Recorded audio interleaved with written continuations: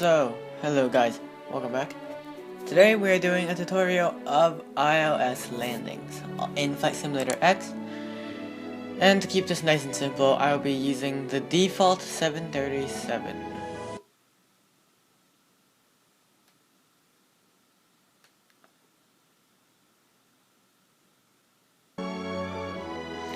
Lag spike there, and we're on the damn title page. Gives you an idea of how bad this computer is.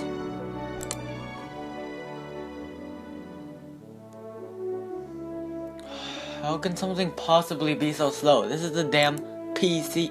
This is a desktop, it's not even a laptop, and it's slow.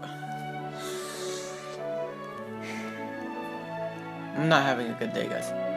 This is my third take of this video.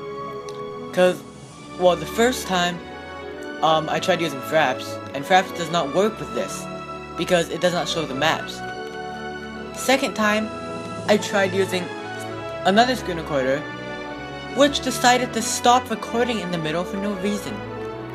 So third take, and I didn't notice the problem until after the videos. So I've spent an hour recording this video, and I've had to discard both.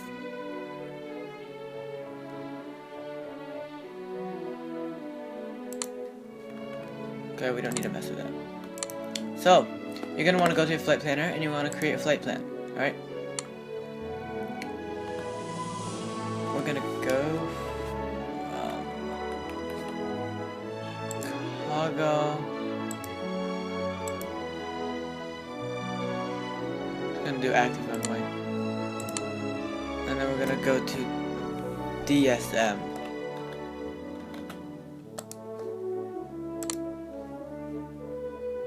Has to be instrument flight rules, and by the way, this is required. You have to do a flight planner. And we're not gonna make a turn. Screw it. It's gonna do a straight line. Cruising altitude 4,000 feet. I don't really care because it's. I don't have to. I'm not being realistic just for this flight. I'm just trying to show you guys how to do it, so it doesn't have to be realistic. We're gonna keep it 4,000 feet, so I don't have to descend much.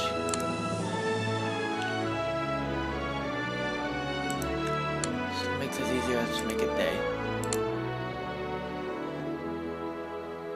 So yeah, now I'm just gonna launch it and I'll be back. Actually no, I won't be back till we're landing, because all you do is follow ATC instructions. You have to use ATC, well you don't have to, but you should use ATC, which is accessed by clicking the key, the squiggly line key above the tab button on most keyboards. So yeah, or you can just go here. See, it says launch flight with ATC open. Just click that. And then yeah, just follow ATC instructions. Be sure to respond quickly or else they'll cancel your flight plan. But anyways, just follow the instructions until you get to near landing, and then I'll be back and I'll show you. So alright guys, just got our ILS 431, runway 31. It just assigned us that runway. So what you're gonna do now is go to the world map, and you're gonna go to your airport. Find your airport. We're at DSM here. Find your runway 31.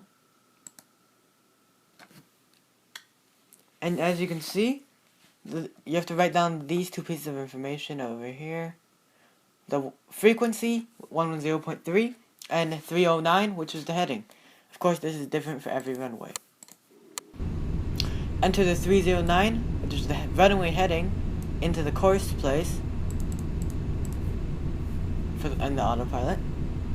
And then Shift 2 reveals the radio stack.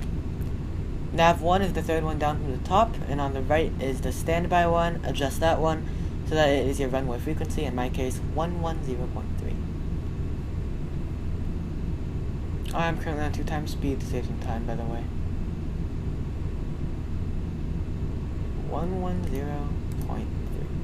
Click the switch to switch it to the active one, and then exit out of the radio stack.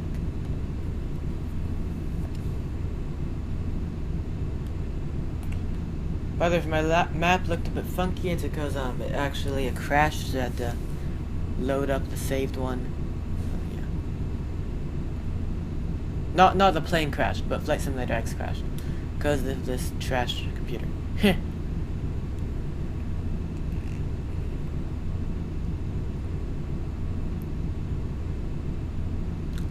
will be back once we have more instructions.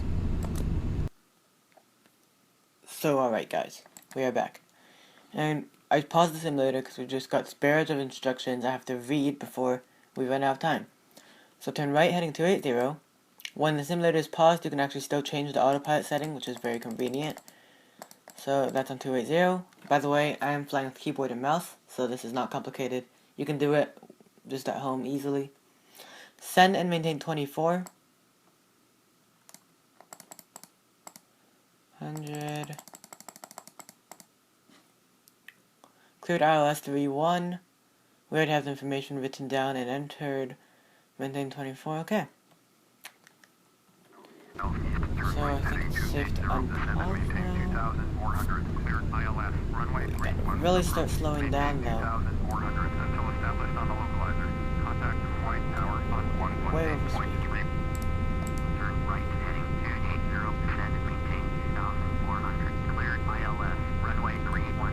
Gear down.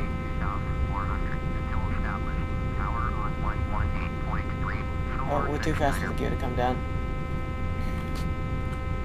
Gear back up then, I guess.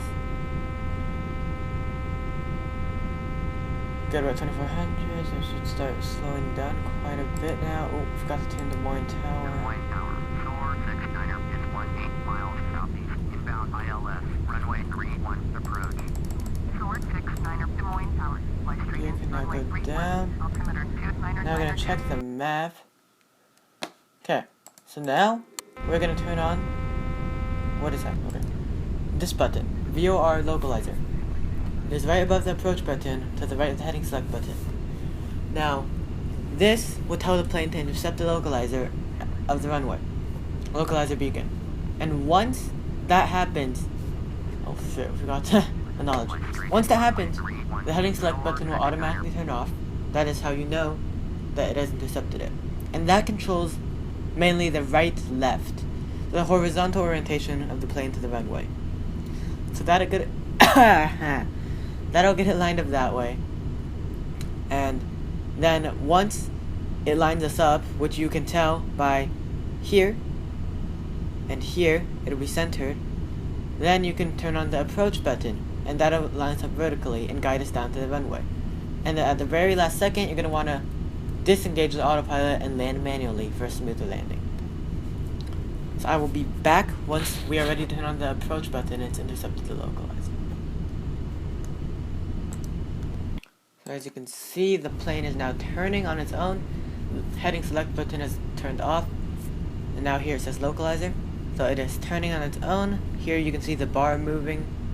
And this moving to align with the center. And it'll overshoot it a little bit and then turn back. So once it is centered and stable, we will turn it to approach mode, and I will be back.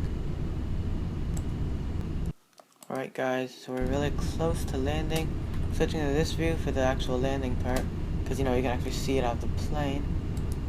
Pretty well centered, and I turn it on approach mode by clicking the button right below the localizer button. Now as you can see, the plane is now, altitude hold button just disconnected. The plane is now automatically intercepting the glide slope. So it'll glide down, well not necessarily glide because it's still engine powered, but it'll descend at the correct rate automatically.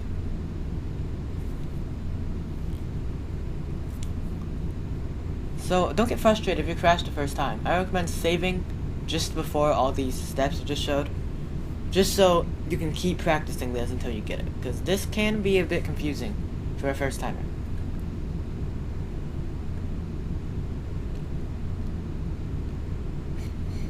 So as I said at the very last second, well not necessarily the very last, but just the last few seconds, you're going to want to turn off the autopilot, then land manually, to give it a smoother landing.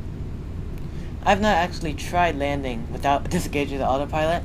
I don't know if it would work. Comment down below if you've tried it.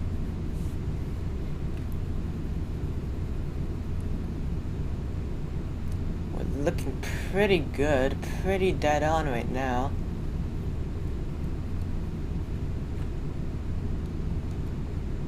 Okay, this is gonna be a good time to disengage everything. Fly manually. Tiny bit high, just barely. Okay, that's perfect. pretty much perfect. Good, we're losing some speed too. We're looking pretty darn good, actually. Idle. That's a little bit of a hard landing. Oh, the nose gear wasn't actually on the ground. It actually bumped a bit. A little bit fast, but that's fine. I mean, I haven't practiced this much, but especially if it's your first time, don't expect a smooth landing. It's very good that you got to the runway. But, so yeah, I hope you enjoyed that. That was how to land using the iOS. It's basically an automated landing. So yeah, thanks for watching. If you have any more questions for me, comment down below. Bye.